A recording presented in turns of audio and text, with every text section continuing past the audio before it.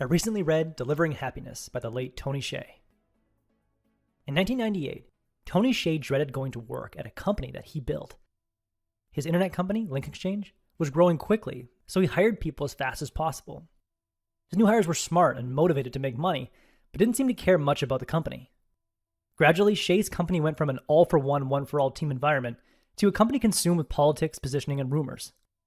Hsieh desperately wanted out, and at the end of 1998, he got his wish when Microsoft offered to buy his company for $265 million. Hsieh took the money, walked away from his first company, and vowed to make culture a top priority at his next company. Fast forward 10 years, and Hsieh is leading an online shoe company called Zappos. Hsieh has invested a significant amount of money and time to make the Zappos culture great, and it's paid off in unexpected ways. Zappos is not just one of the best places in the world to work, it now generates billions of dollars a year in revenue, primarily because Hsieh discovered that when you build a great culture, your employees enjoy being at work. Then those employees go above and beyond for the customer, which creates happy and loyal customers. Great culture equals happy employees equals happy customers equals more sales. Zappos' great culture, which results in awesome customer service, is Zappos' competitive advantage. They don't have the cheapest product or the most innovative product, but Zappos customers don't care because they know that Zappos employees will take care of them if something goes wrong with their order.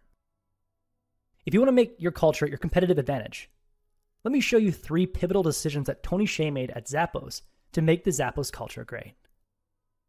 First, hire and fire on your values. Most companies have a mission statement and a list of values, but they're meaningless.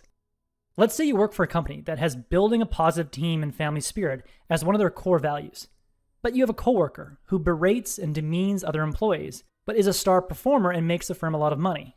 What does management do? Well, odds are the managers look the other way because the only core value they really have is making money. At Zappos, if you violate any of their 10 core values, you're fired, regardless of how good you are at your job. In fact, if you are not someone who exemplifies the Zappos core values, you won't be hired in the first place. Zappos has 2 sets of interviews. One to see if you're qualified to do the job, and the other to see if you align with their values. The people running the values interviews have veto power and can block any candidate who doesn't fit in. Zappos has 10 core values, and their 10th core value is be humble.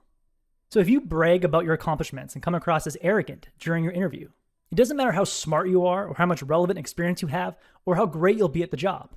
You're not getting hired. Now, if you do align with their values and are hired, you will be praised and promoted for doing things that would get you fired at other companies. For example, when a Zappos employee spends 30 minutes helping a customer search for a shoe on a competitor's website because Zappos doesn't have the shoe in stock, management shares that story around the company because it exemplifies Zappos' number 1 core value: deliver wow through service. Other examples include staying on the phone with a customer for 10 hours, answering a customer's questions about living in Las Vegas, where Zappos is headquartered, or helping a customer order pizza when her hotel stopped offering room service for the night. When you define and uphold your company's core values so that everyone in your company is keenly aware of them and makes decisions based on them, the team acts in unison and feels more like a family. Start defining your company's core values by defining the characteristics of 3 types of people. First, people you'd want to go for drinks with after work.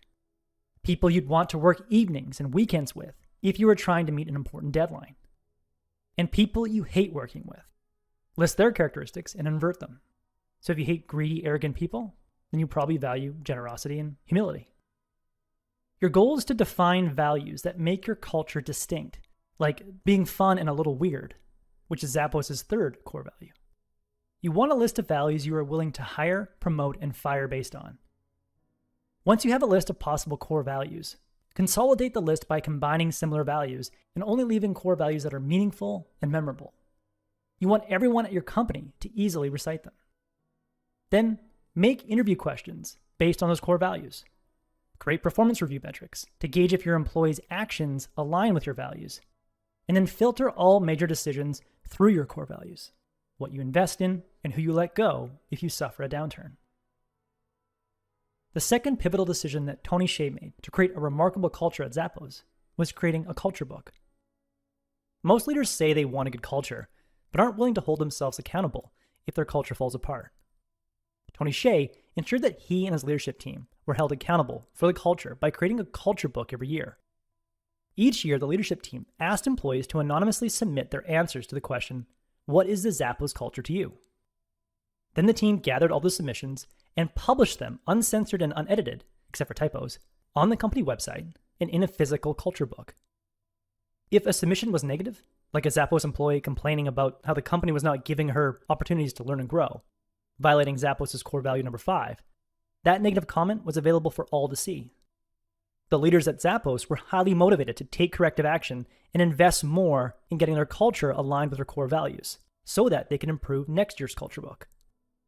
The Zappos culture book is also a way for employees to remember all the wonderful things they did as a team in the last 12 months.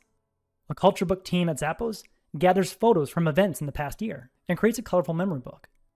When employees flip through the culture book, they're able to relive the experiences they had together and are incentivized to plan bigger and better team events and make next year's culture book even better. Start your company's culture book by gathering photos of team experiences during the year, and then ask your employees 2 questions. How would you define the company culture? And what's different about it compared to other company cultures? Gather the submissions and publish them uncensored and unedited except for typos. When you read all the submissions, do they read true to your company's core values? And is there uniformity among the different voices? If not, you have some work to do before next year's culture book. And the third pivotal decision that made Zappos culture great was to onboard everyone with customer service. In the book, Hsieh says, everyone that is hired into our headquarters goes through the same training that our customer loyalty team, the call center reps, go through, regardless of department or title. You might be an accountant or a lawyer or a software developer. Doesn't matter. You're put on the phone for 2 weeks taking calls from customers. If your first experience at a company is in the customer service department, you go back to the job you were hired to do with a sense of purpose. If you're a software engineer, and in the first few weeks at the company, you helped Sally from New York find a pair of shoes on the website, you go back to your job that you were hired to do, thinking of how your work will help customers like Sally, and you end up writing better code to make Sally's checkout experience just a little bit smoother. Since the success of every company depends on creating happy customers, it makes sense that every person that comes into your company has a direct connection with the customer they're ultimately helping. In that way, everyone is unified around a common mission of helping the customer have the best possible experience. If you want a great culture, define your core values, and then hire and fire based on those values. Then create a culture book to gauge the pulse of your culture and capture memories that strengthen the bonds between team members. And lastly, onboard new hires in a customer service role so that they understand who they are helping when they start the job they were hired to do. When you invest in your culture, you get happy employees, and happy employees deliver happiness to customers, which means more sales and accelerated growth. That was the core message that I gathered from Delivering Happiness by Tony Hsieh. This is probably the best book on how to build a great company culture. I highly recommend it. If you would like a 1-page PDF summary of insights that I gathered from this book, just click the link below and I'd be happy to email it to you. If you already subscribed to the free Productivity Game email newsletter, this PDF is sitting in your inbox. If you like this video, hit the like button and share it with a friend. And as always, thanks for watching and have yourself a productive week.